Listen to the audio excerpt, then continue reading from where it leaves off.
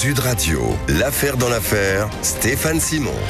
Bonjour, bienvenue pour votre rendez-vous du fait divers, du fait de société, une émission que nous réalisons en partenariat avec la revue Affaires criminelles. Avec moi aujourd'hui, Jade Serrano, journaliste d'investigation. Bonjour Jade. Bonjour Stéphane. Victor Lefebvre, rédacteur en chef d'Affaires criminelles et auteur d'un livre remarqué sur Wikipédia. Jean-Marie Bordry également est avec nous, la charmante voix du matin sur Sud Radio. Bonjour. Notamment le week-end. Bonjour Stéphane. Alors, aujourd'hui, nous allons parler de l'affaire du petit Émile, disparu le 8 juillet 2023. L'enquête a rebondi la semaine dernière. 4 membres de la famille, dont ses grands-parents maternels, ont fait de la garde à vue. Ils sont ressortis libres, finalement. Alors, fausse piste ou au contraire piège qui se referme progressivement? Nous allons y revenir et nous demander aussi si les médias n'ont pas tout faux. Nous allons aussi vous expliquer pourquoi on peut estimer que le criminel ou son complice a fait une erreur terrible en allant redéposer les os du petit Émile en forêt, et nous vous révélerons quelques-unes des pistes qu'exploitent actuellement les enquêteurs. Nos invités sont tout d'abord l'ex-procureur Jacques Dallest, qui publie également un livre paru aux éditions Mareuil, Les chemins du crime. On est ravis de le retrouver. Il raconte dans ce livre pas moins d'une 40aine d'affaires qui ont jalonné sa vie de procureur et de magistrat. Et puis il nous explique les tenants, les aboutissants d'une enquête criminelle. Alors bonjour Jacques Dallest. Bonjour. Et puis nous allons retrouver dans quelques instants François-Xavier Cauzan, avocat partie civile dans le dossier du petit Émile pour innocence en danger. Jacques Dallest, je rappelle que vous êtes un magistrat qui a exercé à tous les échelons. C'est très important de le dire et ça permettra de comprendre que vous n'exprimez pas des points de vue fantaisistes. Tout à l'heure, on va parler de la mort étrange aussi du curé Claude Guillot, le prêtre du petit village d'Émile, qui a baptisé Émile, et des liens qui existent avec le grand-père d'Émile. Mais tout de suite, revenons en arrière sur les circonstances de la disparition du petit Émile. C'est Victor Lefebvre qui rappelle les faits.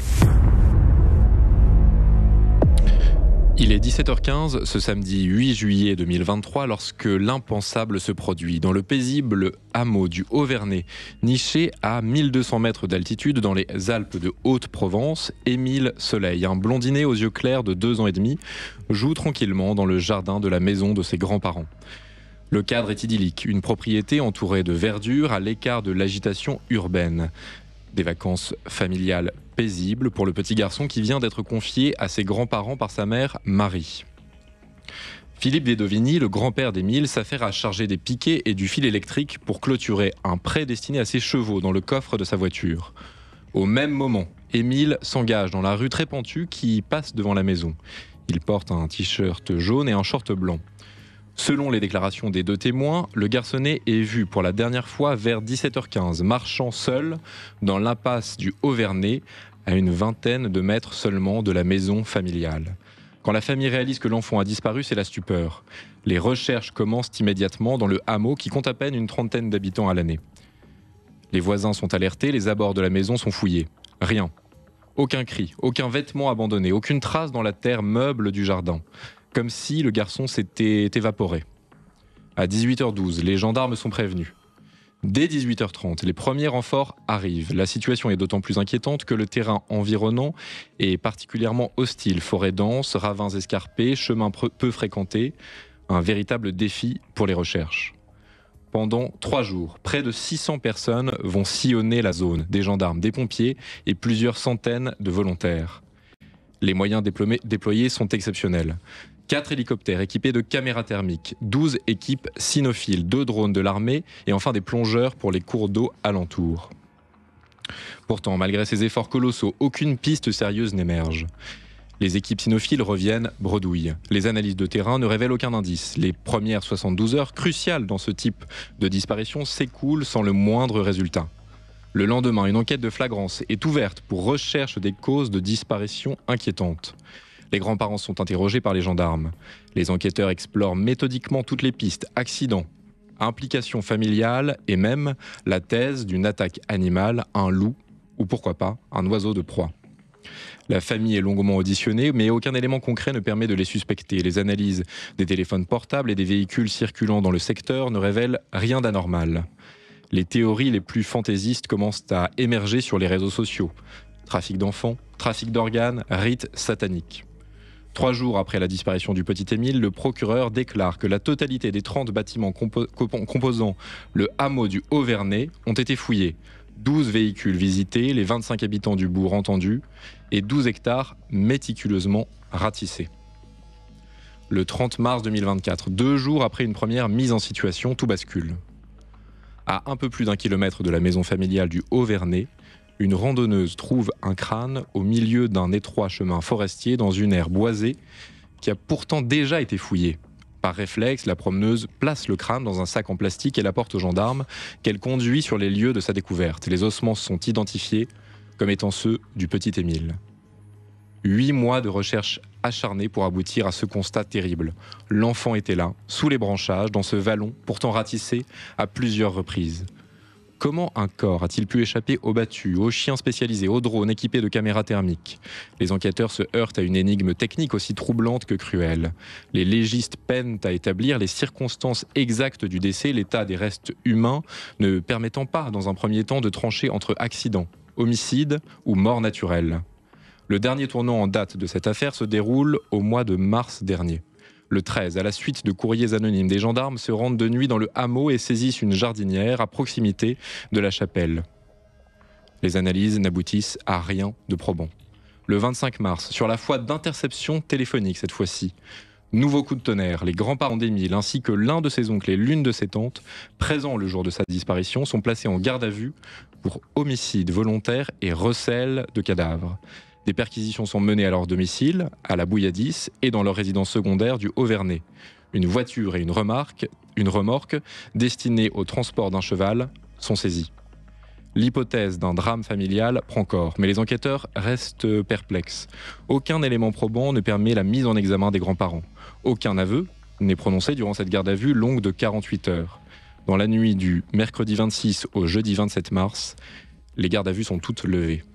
Le procureur de la République révèle que les conclusions des expertises menées sur les ossements du petit Émile permettent désormais de considérer que les vêtements et les ossements ont été transportés et déposés peu de temps avant leur découverte.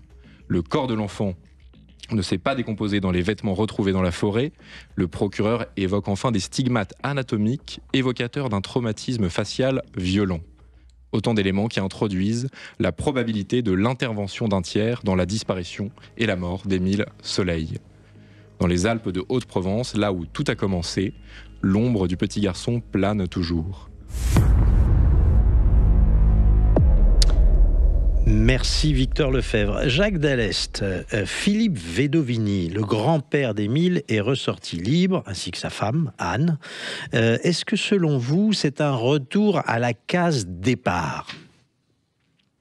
Non, pas véritablement, dans la mesure où la piste familiale devait être vérifiée. Elle a abouti à ces 4 placements en garde à vue. Ces personnes ont été remises en liberté. Il semblerait qu'il reste que très peu de temps de garde à vue, si d'aventure elles devaient être de nouveau réentendues sous ce régime-là. Mais dans une affaire de cette nature, comme cela a été dit, où les pistes sont multiples, meurtre, accident, fessée qui tourne mal, etc., il fallait envisager la piste familiale. Alors, je suppose que les enquêteurs ont décidé de cette interpellation en fonction d'éléments dont ils disposaient. Est-ce qu'on sait tout d'ailleurs de ces éléments d'ordre matériel? Ont été vérifiés sans doute dans cette jardinière s'il n'y avait pas des traces de sang du petit Émile. Dans les véhicules qui ont été saisis, c'est la même chose. Apparemment, cette piste ne semble pas la bonne, sans qu'on puisse l'écarter définitivement. Il faut toujours le rappeler, ça. Une fin de garde à vue ne veut pas dire forcément qu'on arrête toute investigation dans ce sens, mais pour l'instant, ce n'est pas la piste retenue de façon prioritaire. Alors, François-Xavier Causan, vous êtes avocat, merci de nous avoir rejoints. Merci à vous, bonjour. Bonjour, vous êtes partie civile dans le dossier pour innocence en danger. J'ai envie de vous poser la même question. Est-ce que l'enquête progresse, à votre avis ? Écoutez, indépendamment de la constitution de partie civile, effectivement, que j'ai été chargé de régulariser pour l'association Innocence en danger, moi je pense qu'on peut au moins reconnaître que la justice fait son travail et elle le fait bien. Parce que c'est un dossier qui est terriblement complexe, qui est émotionnellement très lourd. Et indépendamment de ce contexte et de la pression extérieure, hein, médiatique, de l'opinion publique, on se rend compte que les magistrats instructeurs, le parquet, envisagent toutes les possibilités et ne négligent absolument rien. Et je rejoins ce que disait Monsieur Dallest. Effectivement, on est encadré par des règles procédurales qui sont extrêmement strictes et contraignantes. Je pense effectivement que si les magistrats instructeurs avaient suffisamment d'éléments qui leur permettaient de penser qu'il était nécessaire de placer en garde à vue les membres de la famille, en l'occurrence au premier rang desquels les grands-parents, eh bien, ils ont eu raison de le faire. Effectivement, il ne reste pas grand... Et oui, c'est ça le problème. Il ne c'est que reste ça va être... quelques heures dans l'hypothèse où une nouvelle garde à vue devait être décidée.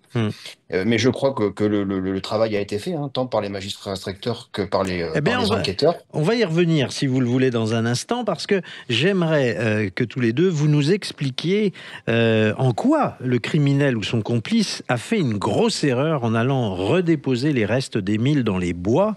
On sait à présent que le corps a été stocké, entre guillemets, pardon pour sa mémoire, et a été donc redéposé. Et là, il y a un certain nombre de traces désormais qui font des preuves d'un modus operandi dans la mort. On va y revenir dans un instant, et on va revenir aussi sur le suicide du prêtre qui a baptisé Émile, qui n'est pas totalement sans rapport avec cette famille très particulière. On va vous expliquer tout ça dans un instant. À tout de suite sur Sud Radio. Sud Radio, l'affaire dans l'affaire, Stéphane Simon. De retour dans l'affaire dans l'affaire, une émission en partenariat avec la revue trimestrielle Affaires criminelles dont nous sommes avec le rédacteur en chef Victor Lefebvre. Rebonjour. Jade Serrano également avec nous, journaliste enquêtrice. Nous sommes également avec Jean-Marie Bordry. Toujours Stéphane. Toujours, bien sûr. Nous parlons aujourd'hui de l'affaire du petit Émile. Notre invité est nos invités sont d'une part Jacques Dallest, ancien procureur, auteur de Chemin du crime, paru chez Mareuil Édition, et François-Xavier Causan, avocat, partie civile dans le dossier pour innocence en danger. Je voudrais à présent qu'on s'attarde un peu sur la découverte des ossements du petit Émile, car les analyses ont parlé. Je rappelle, le procureur de la République a révélé que les conclusions des expertises sur les ossements du petit Émile permettent désormais de considérer que ces vêtements et ces ossements retrouvés ont été transportés et déposés peu de temps avant leur découverte. Ça, c'est un point important. Le corps de l'enfant ne s'est pas décomposé dans les vêtements, ce qui veut dire que le corps de l'enfant a été déshabillé, puis les vêtements ont été posés ensuite sur les ossements. Enfin, des stigmates anatomiques évocateurs d'un traumatisme facial violent ont été détectés. Alors, est-ce que c'est un mauvais traitement? Est-ce que c'est un accident? Ça, évidemment, à ce stade, on ne peut pas le dire, mais c'est un élément très important qui permet de dire qu'il y a bien eu un tiers dans la disparition et la mort d'Émile Soleil. Alors, j'aimerais vous entendre sur cette erreur commise par le criminel ou un de ses complices, car finalement, remettre ces os, eh bien, ça a permis de faire des études et des expertises supplémentaires qui renseignent aujourd'hui les enquêteurs. N'est-ce pas, Jacques Dallest?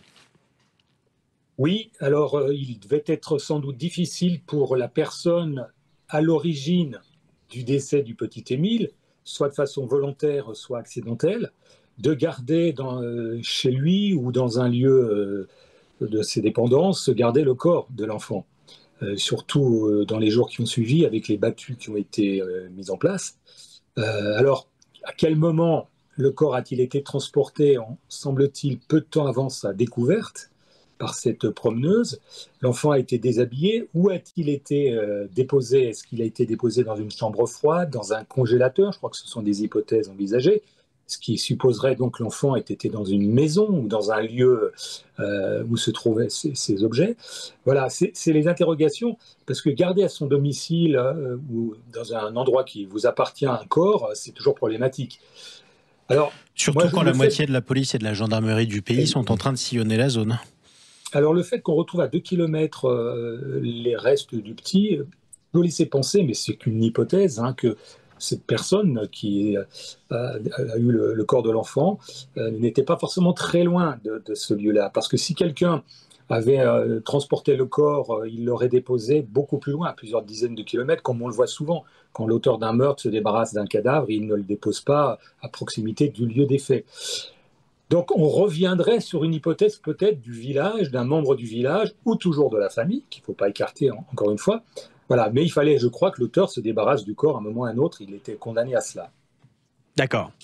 En tout cas, ces analyses donc permettent de conclure à deux choses. L'enfant n'a pas disparu, mais il est mort d'un choc violent. Et le corps a été déshabillé, stocké, transporté donc par le criminel ou d'éventuels complices. Ils sont dans la région, ce qui diminue évidemment la probabilité que ce soit un pédocriminel de passage, évidemment. Vous partagez cette analyse, maître Causant ? Oui, effectivement. Et puis, vous savez, ce qui est terriblement frustrant avec ce dossier, c'est qu'au moment où on en parle, rien ne peut être écarté. Tout est possible. Et effectivement, tout est possible. Pourquoi je vous dis ça? Parce que peut-être que la personne qui l'a tué accidentellement avait effectivement n'avait pas la possibilité de conserver son petit corps, hein, et j'en parle avec énormément de mesure et de respect. Peut-être que, parce que je l'ai déjà vu aussi dans certains dossiers, pas celui-là, mais dans d'autres, peut-être que, vous savez, parfois quand on s'intéresse au parcours et à la logique criminelle de l'individu qui, in fine, est identifié et poursuivi, on se rend compte qu'il y a des gens qui, malheureusement, commettent ce genre d'horreur et ont besoin de l'exposer, ont besoin de le montrer, sinon ça n'a pas de sens. En tout cas, de leur point de vue, évidemment. D'accord. Et puis il y a cette espèce de parcours un peu comment dire de reconstitution, voilà, parce que alors après, encore une fois, ça reste une hypothèse qui n'engage que moi, mais des moyens colossaux, techniques, humains, ont été mis en œuvre. Et moi, ce qui m'interpelle, c'est que la découverte de l'enfant, effectivement, voilà, a été confirmée comme ayant, on a la confirmation que le corps a été reposé a posteriori. Pourquoi, comment? Le problème, c'est qu'il faut mettre en place des moyens qui sont démentiels pour à chaque fois grappiller quelques informations. Mais j'ai pas de doute sur le fait que, in fine, nous allons y arriver et reconstituer le puzzle, aussi horrible soit-il. Alors, Jade, je voudrais qu'on parle d'une autre affaire qui est une affaire dans l'affaire, si j'ose dire, qui est très troublante et dont on doit parler. C'est le suicide du père Claude Guilliot. C'est un prêtre brillant, professeur émérite de l'université d'Aix-Marseille, qui s'est donné la mort le 15 mars dernier, c'est-à-dire tout récemment. Il a laissé une lettre d'adieu dans son appartement. Et je rappelle que c'est le père Claude Guilliot qui a baptisé Émile. Est-ce que, d'abord, un suicide de curé, c'est une affaire pas banale, c'est pas admis même dans l'Église catholique, donc c'est quelque chose d'assez exceptionnel. Qu'est-ce qu'il faut retenir de ce suicide ? Oui, Stéphane, il y a plusieurs choses à retenir de ce suicide. D'abord, cette lettre d'adieu laissée dans son appartement et découverte par les gendarmes le 15 mars dernier. Le prêtre, moi je l'appelle Guilliot, donc je ne sais pas, Guilliot. Bon, Guilliot, c'est G-I, donc Guilliot. Il a écrit dans cette lettre « Prévenir ma sœur, dire que je l'aime, mon beau-frère, je les aime. » Et une ultime profession de foi, seul compte l'amour, annoncer l'évangile. Dieu est bon et miséricordieux, ô doux Jésus, doux et humble de cœur. D'accord. Une question demeure. Le prêtre s'est suicidé, mais pourquoi ? Ben voilà, c'est ce que j'allais vous poser comme question. Puisque justement ce geste est considéré comme un péché ultime dans l'Église catholique et il était quand même extrêmement pieux. Eh bien, sa sœur, dans une interview exclusive accordée à nos confrères de Paris Match, mais aussi elle s'est exprimée sur son mur Facebook. Donc déjà, elle a voulu faire taire les rumeurs. Puisque suite au suicide du prêtre Guilliot, évidemment... Tout le monde a fait le lien. Tout le monde a fait le lien, la toile s'est enflammée, mais alors c'est un aveu, c'est lui qui a tué Émile, etc. Non, le parquet a totalement écarté cette piste. Non, il n'est pas responsable de la mort du petit Émile. Non, en revanche, il avait des problèmes avec le grand-père d'Émile. C'est ça, exactement. C'est-à-dire que le père Guilliot avait cru bon de fournir à la presse une photo d'Émile, sans demander aux parents et aux grands-parents, pour contrebalancer une autre photo sur laquelle il faisait extrême droite selon l'opinion publique. Et c'est ce qui a mis Philippe Vedovini, le grand-père d'Émile, dans une rage folle. Il l'a donc appelé, puisque les deux hommes sont très proches, et l'a insulté violemment. S'en est suivi, si vous voulez, une rancœur extrême du grand-père à l'encontre du prêtre Guilliot. Il a prévenu l'archevêché d'Aix, et le prêtre Guilliot a été écarté de la chapelle, mais aussi, en fait, de sa mission de prêtre. Et donc, il s'est retrouvé sans rien. Du jour au lendemain, seul, livré à ses démons, et il a sombré dans une profonde dépression qui l'a conduit justement le 15 mars dernier. Mais dans sa lettre, il ne charge pas, entre guillemets, le grand-père. Pour autant, on pourrait presque dire qu'il pardonne le grand-père. Il n'y a rien d'accablant pour le grand-père. Pas dans sa lettre, mais il l'a confié à sa sœur, il l'a confié à son beau-frère, il l'a confié aussi à des journalistes avec lesquels ils échangeaient, qu'il était désespéré et que voilà, il allait mettre fin à ses jours. C'est le coup de fil la veille, le 14 mars, il appelle sa sœur et lui dit « Je suis prêt à partir ». D'accord. Bon, alors dans un instant, si vous le voulez bien, on va continuer de parler de la mort d'Émile, bien sûr, mais on va s'attarder sur sa famille, sur la figure tutélaire, le grand-père. On va voir qu'évidemment, ça fabrique un coupable idéal, ce qui est assez... on va aussi expliquer pourquoi est-ce que toujours on cherche dans l'entourage familial. Le procureur Jacques Dallès nous l'expliquera. On se retrouve tout de suite sur Sud Radio. Sud Radio, l'affaire dans l'affaire, Stéphane Simon. Une affaire dans l'affaire aujourd'hui centrée sur la disparition et la mort du petit Émile avec Jade Serrano qui est avec nous, Victor Lefebvre, bonjour Stéphane, et Jean-Marie Bordry. Et nous a rejoint Adrien Pelletier, expert en communication. On va voir les incidences, évidemment, de cette affaire et comment les médias se sont emparés de la mort du petit Émile, enfin de sa disparition dans un premier temps et ensuite la confirmation de sa mort. Nos invités sont l'ex-procureur Jacques Dallès, auteur des Chemins du crime aux éditions Mareuil, et François-Xavier Causan, qui est avocat partie civile dans le dossier pour innocence en danger. Alors, je voulais vous demander, Jacques Dallès, le fait que l'enquête se soit immédiatement centrée sur la famille, c'est pas étonnant. C'est même, je dirais, statistique dans une certaine mesure, puisqu'on sait que le cercle familial est toujours suspect numéro 1 dans une disparition ou la mort subite d'un enfant. Oui, alors quand un jeune enfant disparaît, on va dire entre 18 mois et 3 ans, l'âge où on commence à marcher, la piste première, c'est souvent l'accident. L'enfant fugue, s'égare, tombe dans un trou, dans un ruisseau, se noie. C'est malheureusement ce que j'ai souvent rencontré. Ça, c'est l'hypothèse un peu première. Mais il y a évidemment l'autre hypothèse beaucoup plus terrible, celle d'un acte délibéré ou accidentel d'un membre de la famille qui peut entraîner la mort d'un enfant, d'un jeune enfant fragile. Et donc forcément, comme c'est le cas du petit Émile, il fallait envisager cette piste-là. Pas si simple, puisqu'on n'avait pas les parents présents, mais les grands-parents, des oncles et tantes, donc pas mal de monde, avec l'idée peut-être que l'enfant aurait été victime d'une fessée qui aurait dégénéré, qui aurait amené sa mort. Voilà, donc c'est vraiment ce qu'on doit toujours envisager. C'est difficile pour le faire comprendre aux proches, mais c'est nécessaire de le faire assez rapidement. On va dire un mot sur la figure de ce grand-père. C'est le patriarche d'une famille nombreuse. Le grand-père d'Émile est aussi le père, on ne le rappelle jamais assez, c'est un homme qui est à la fois grand-père mais qui est père d'un jeune enfant, hein. C'est pas le patriarche à la barbe blanche à la fin de ses jours, hein. C'est un homme en pleine possession de ses moyens. Il a une petite soixantaine d'années, 50 ouais. Voilà, donc vous voyez, c'est un homme qui a jeune. Voilà, tout et à certains fait. des oncles et tantes du petit Émile étaient mineurs d'ailleurs, enfin sont toujours mineurs encore aujourd'hui. Exactement. Alors évidemment, Jade Serrano, on a parlé tout de suite de la famille Vedovini parce que c'est une famille très nombreuse qui vit un peu de façon traditionnelle. C'est des catholiques très engagés, on va dire très traditionnalistes.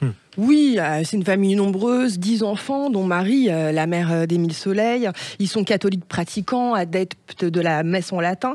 Mais le père d'Émile fait partie d'un mouvement assez particulier appelé Chrétienté Solidarité, dont la devise est Dieu, famille, patrie, qui défend les valeurs menacées de la civilisation chrétienne et de l'identité française. Voilà, donc bon, c'est un peu le tableau et le portrait familial, mais rien de...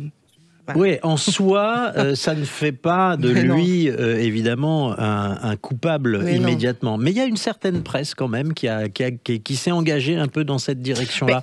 Adrien Pelletier nous en parlera peut-être. C'est vrai que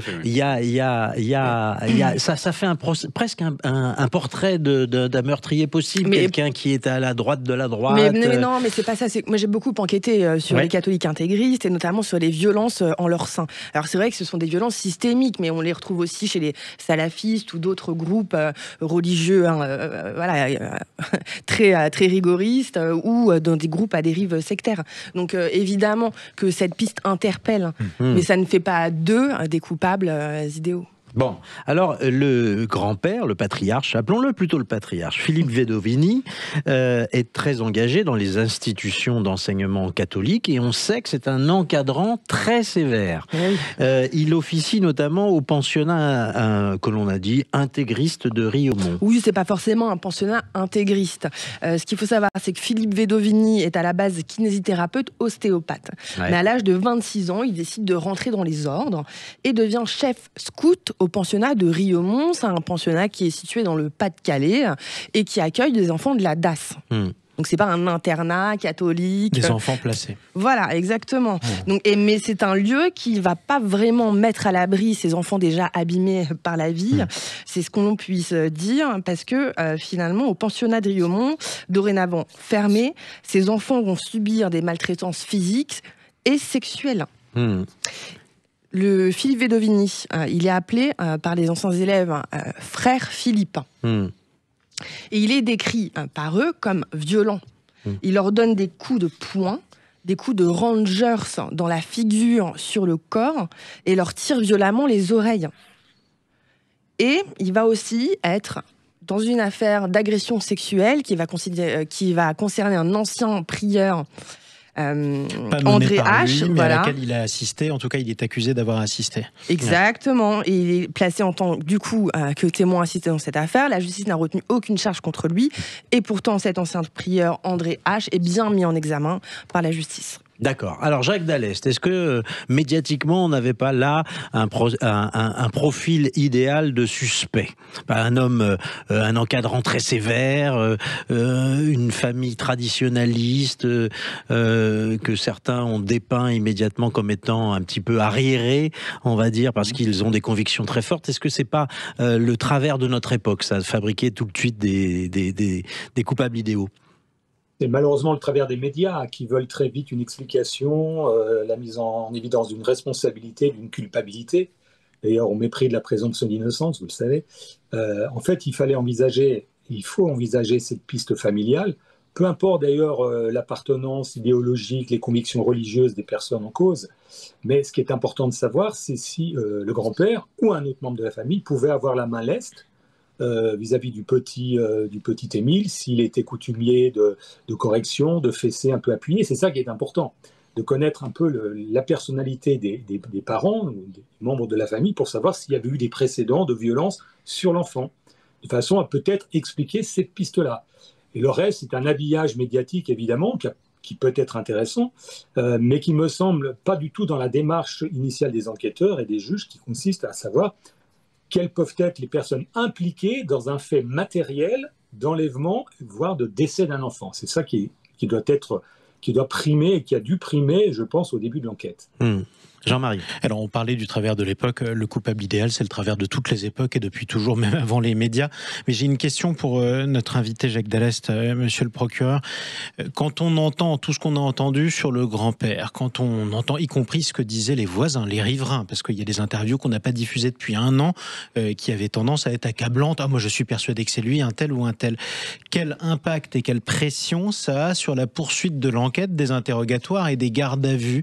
Quel rôle ça joue auprès des enquêteurs qui posent les questions et en même temps de celui qui se sait déjà décrit comme le coupable idéal par la moitié du pays?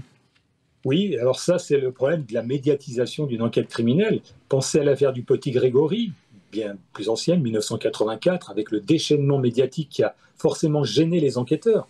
Beaucoup l'ont écrit, c'était difficile d'enquêter, d'instruire un dossier sous une aussi forte pression médiatique où les journalistes faisaient leur contre-enquête de leur côté. C'est jamais une bonne chose. Ça ne peut que polluer une enquête. Malheureusement, on ne peut pas aller à l'encontre de cette médiatisation.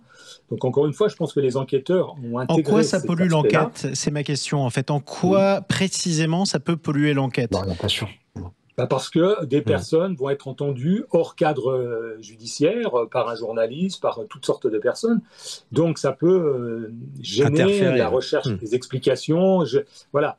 Ça peut mettre la puce à l'oreille, pourquoi pas, d'une personne qui dit tiens, je vais être soupçonné. alors qu'il aurait été préférable qu'elles soient entendues sans qu'il y ait eu ces échanges avec des personnes non qualifiées. C'est en ça que la médiatisation est toujours gênante. Dans beaucoup d'enquêtes, on l'a vu et je l'ai vu souvent, mais je crois qu'aujourd'hui, on ne peut pas tellement faire sans. Ça fait partie malheureusement de la réalité ou de la réalité contemporaine. François-Xavier Cauzan, vous avez évidemment un accès maintenant en tant que partie civile au dossier. Est-ce qu'on a des traces de violence physique comme ça du père, enfin du grand-père vis-à-vis de ses enfants? Parce que ça, c'est important. On ne va pas dire s'il était coutumier du fait de battre, de corriger ses enfants, on peut imaginer qu'il duplique ça avec ses petits-enfants. Mais est-ce qu'on trouve trace de tout cela dans la procédure pour l'instant?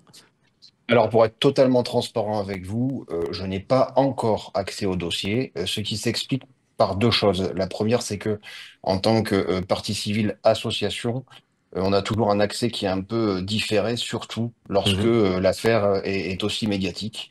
Bien sûr. Peut-être que la suspicion fait que, mais quoi qu'il en soit, moi, je voudrais simplement préciser qu'on a eu la chance dans ce dossier, manifestement, en l'état des premières informations que j'ai, d'avoir des enquêteurs qui étaient véritablement rompus à l'exercice. Alors, effectivement, quand on a connaissance du passé du grand-père, dont j'observe quand même qu'il n'a a priori jamais été condamné pour les faits qui ont été évoqués ou qui lui ont été reprochés, c'était évidemment normal que peut-être l'enquête se concentre un peu plus sur lui. Et d'ailleurs, j'ouvre une parenthèse pour vous dire, sous le contrôle de Monsieur Dallest, qu'il n'est pas impossible aussi que, compte tenu des pressions extérieures, de la pression de l'opinion publique et aussi des médias, hein, dont certains ont fait correctement leur travail, il faut quand même le préciser, en respectant le principe du contradictoire et en équilibrant l'information, il a été placé en garde à vue justement pour que des vérifications puissent être faites,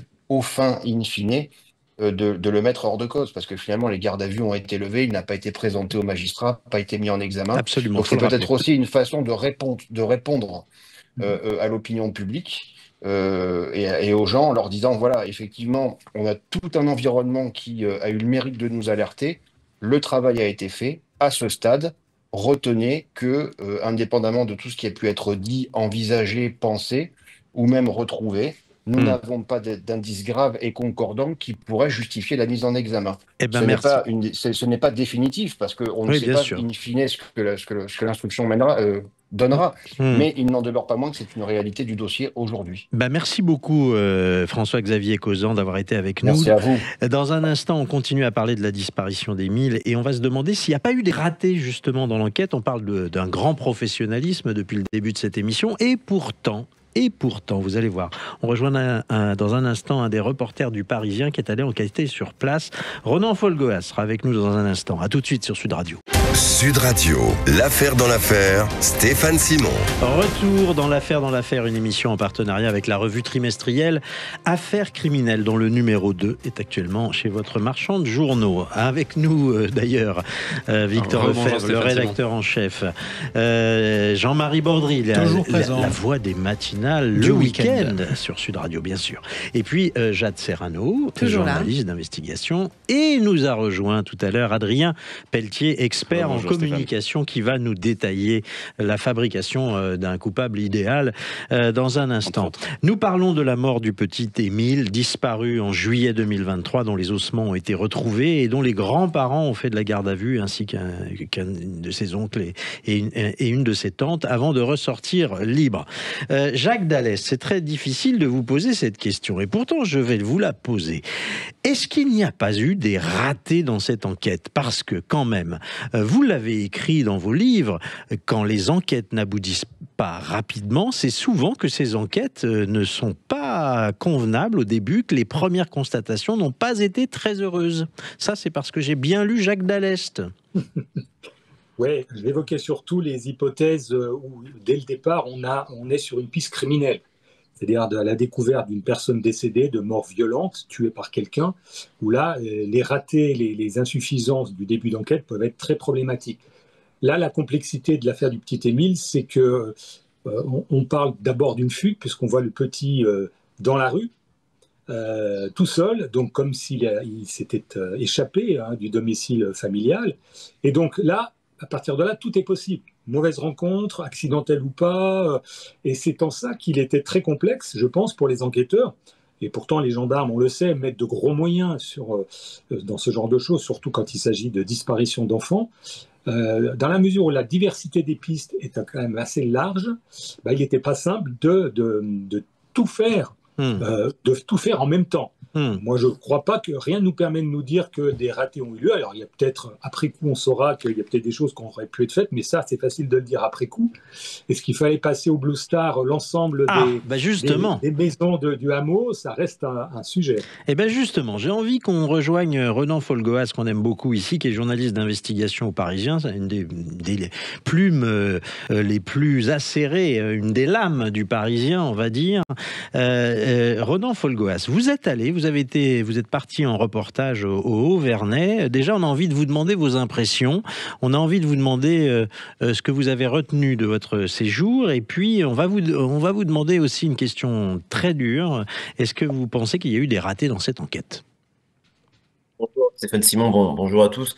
Je précise que je ne suis pas allé au Vernay ces derniers jours au moment de l'opération de la garde à vue. J'étais présent à la Bouilladis, le village, la commune où vivent les grands-parents d'Émile et les parents, d'ailleurs, à la Bouilladis et à Marseille où avaient lieu les gardes à vue, mais pas au Vernay la semaine passée. En revanche, j'y suis allé à plusieurs reprises ces 2 dernières années. Et l'un de mes confrères du Parisien, Nicolas Jacquard, était lui aussi présent au Vernay. Et il était présent au Vernay au moment où les interpellations ont eu lieu. Et c'est vrai que dans ce village des Alpes de Haute-Provence, les gens n'étaient pas surpris que la famille, enfin, c'est le son de cloche un peu qui revenait, enfin soit placée en garde à vue. Alors sans présager de la suite de ces gardes à vue, mais il n'y a pas une grande surprise. Alors, même s'il y avait de la sidération, évidemment. Est-ce que vous pensez que les gendarmes ont commis une erreur en ne tapissant pas tout de suite à la lumière bleue, la fameuse lumière qui permet de révéler les traces de sang, le domicile des grands-parents, des parents tout simplement? Peut-être qu'il aurait fallu y regarder de plus près, parce qu'évidemment maintenant c'est bien tard pour faire ce genre d'analyse. Oui, même si on sait dans des affaires criminelles que parfois le Blue Star peut apporter un élément de réponse, même 10 ans, 15 ans après. Oui, c'est possible. Je pense à notamment l'affaire Marie-Thérèse Garcia, vous savez, le meurtre de Corinne Didio, une affaire qui date de 1989, et les enquêteurs sont revenus sur place 15 ans plus tard, et ils ont trouvé des éléments parfois. Donc là, tout est encore possible, mais c'est vrai que le temps passe, le temps qui passe n'est jamais un allié pour les enquêteurs. Alors c'est vrai. Pour vous répondre, peut-être que, effectivement, et comme l'a précisé Jacques Dallest, dans les premières heures qui suivent la disparition de l'enfant, la maison des grands-parents n'est peut-être pas fouillée de fond en comble. On a du mal à imaginer que les enquêteurs ne soient pas passés jeter un œil, mais entre jeter un œil et fouiller, et perquisitionner un domicile, ce sont 2 choses très différentes. Ouais, absolument. Adrien Pelletier, j'aimerais vous demander, cette affaire Émile, elle a tous les ingrédients médiatiques pour faire un bon feuilleton, en tout cas. Hein. Ça, c'est assez regrettable, mais c'est vrai. C'est vrai, dès lors que c'est une affaire à rebondissement qui amène chacun leur lot de questions, leur lot de mystères. L'intérêt médiatique est très fort.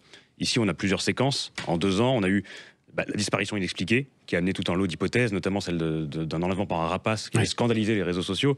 On a la découverte du corps par une randonneuse le 30 mars 2025 qui avait ravivé d'autres hypothèses, notamment celle de l'accident. Et on a ensuite celle-ci, 1 an plus tard, avec des récentes conclusions scientifiques sur le déplacement du corps et le placement en garde à vue des membres de la famille, qui a suscité à elle seule près de 15 000 retombées en à peine 2 semaines. Donc vous voyez que l'intérêt médiatique est monumental. Monumental. Et il n'est pas terminé, évidemment. Et quand les médias tirent des conclusions prématurées, ça c'est aussi une constante des affaires qui feuilletonnent. Hein. Comme vous le disiez tout à l'heure, on a assisté à une sorte d'emballement médiatique, et sur les réseaux sociaux aussi d'ailleurs, dès lors que la garde à vue des parents a été annoncée, et en regardant les différents sujets qui ont été consacrées à l'affaire, elles semblent complètement pliées, en fait, malgré le manque de recul nécessaire, malgré le manque de mise en examen. Et c'est aussi le problème auquel est confrontée la machine médiatique lorsqu'elle est soumise à l'urgence de la publication, à la course à l'exclu.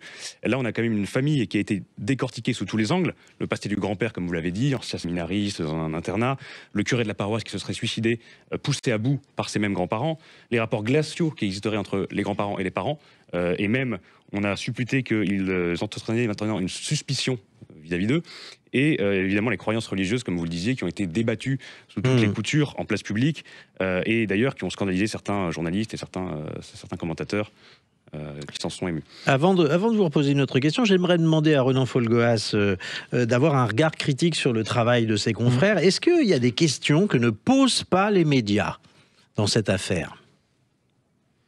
Question que ne pose pas. C'est pas facile. Je ne vois pas forcément lesquelles, mais peut-être que vous avez une idée plus précise. Alors, Non, Adrien en a une. A priori, il n'y a pas de question que les médias posent pas. En revanche, il y a effectivement Justement, ils en ont souvent trop mais posé. des prédominances dans certains angles journalistiques. Et effectivement, Philippe Vedovini, comme on le disait, c'est de très très loin le mot-clé le plus cité dans les articles de presse. Donc il y a quand même un angle. Et il y a, à contrario... mais c'est normal. C'est normal parce que c'est aussi l'angle d'attaque choisi par les enquêteurs au cours de ces gardes à vue. C'est-à-dire que nous, journalistes au Parisien, par exemple, et dans d'autres médias peut-être, hein, on s'intéresse évidemment dans le temps de cette garde à vue, essayer de comprendre quelle est l'orientation des questions, autour de quoi finalement tournent ces gardes à vue. Et on apprend que les questions sont en partie seulement, mais en partie, centrées sur le profil du grand-père de Philippe Vedovini, de son caractère prétendument violent, y compris à l'intérieur de sa famille, à l'égard et à l'encontre de ses propres enfants, des violences très caractérisées. Hein, on parle de coups de poing, de coups de pied. Pardon, parce que ça me paraît un point important à redire, à bien préciser. Il est connu désormais comme ayant eu des gestes brutaux vis-à-vis de ses propres enfants. C'est un élément d'enquête qui ressort d'écoutes réalisées par les enquêteurs dans le cadre de cette procédure. C'est important de le dire. Des écoutes où les enfants eux-mêmes font état de ces violences. Et ces éléments-là, je ne sais pas du tout comment Philippe Vedovini y a répondu. Après, il n'était pas placé en garde à vue pour ces raisons-là. Donc il n'a pas forcément eu à s'expliquer, à se justifier là-dessus. Mais en tout cas, ce qu'on a appris, c'est que oui, il y avait effectivement des lourds soupçons qui le concernaient lui en premier chef. Et parce qu'il a des antécédents de violence, alors non seulement à l'internat de Riaumont, hein, ça on est dans les années 90, mais dans des années beaucoup plus récentes à l'encontre de ses propres enfants. Donc forcément, ça intéresse beaucoup les enquêteurs dès lors qu'on s'intéresse à la mort du petit Émile, qui était sous la surveillance du grand-père, d'autant plus que le même grand-père est vu marchant sur ses traces, sur les traces de l'enfant, alors qu'il s'échappe et au moment de sa disparition dans le hameau du Haut-Vernay. Donc c'est évident que nous, médias, on s'intéresse de très près aussi à Philippe Vedovini. Alors justement, Victor Lefebvre voulait apporter une petite... Oui, Renan Folgoas, une petite question, parce que vous avez révélé dans les colonnes du Parisien justement que c'était des interceptions téléphoniques qui avaient abouti notamment à cette garde à vue des grands-parents, qui donc ferait état de dissensions entre les grands-parents et les parents du petit Émile Soleil. Est-ce qu'on en sait un peu plus au sujet de ces dissensions? De quelle nature sont-elles? Réponse courte, s'il vous plaît. Là, il y a deux choses différentes. C'est-à-dire que le placement en garde à vue n'est pas la conséquence... c'est un des éléments qui serait d'ailleurs tout à fait légitime parce que les parents du petit Émile et notamment le papa, il peut légitimement vouloir aussi un peu à ses beaux-parents de ne pas avoir été peut-être à minima suffisamment vigilants. Parce que le Émile leur a quand même filé entre les doigts. Là, c'est en tout cas une possibilité, hein, que l'enfant ait échappé complètement à la vigilance de ses parents, de ses oncles et tantes, de ses grands-parents, de ses oncles et tantes, et qu'ensuite il ait trouvé la mort dans des conditions inexpliquées. Donc oui, il est tout à fait normal qu'il y ait un peu d'eau dans le gaz, si je puis me permettre cette expression très triviale. Mais au-delà de ça, quand on parle de dissension, c'est-à-dire que les enfants eux-mêmes, les enfants de la famille Vedovini, ont fait état de violences commises par leur propre père. Donc ça, c'est au-delà de la dissension. Vous voyez, c'est encore autre chose. C'est un élément de personnalité. Absolument. Merci à tous les deux d'avoir été avec nous. Merci Renan Folgoas de votre témoignage de première main. Et puis Jacques Dallès, je rappelle que vous êtes l'auteur de Sur les chemins du crime aux éditions Mareuil. Merci d'avoir été avec nous. Vous pouvez retrouver notre émission sur la chaîne YouTube de Sud Radio. La semaine prochaine, on se retrouve samedi 12h pour une nouvelle affaire dans l'affaire. Tout de suite, Alain Marty nous emmène sur les routes des vins de France. Juste après les informations. Voilà, à samedi prochain. À tout de suite sur Sud Radio.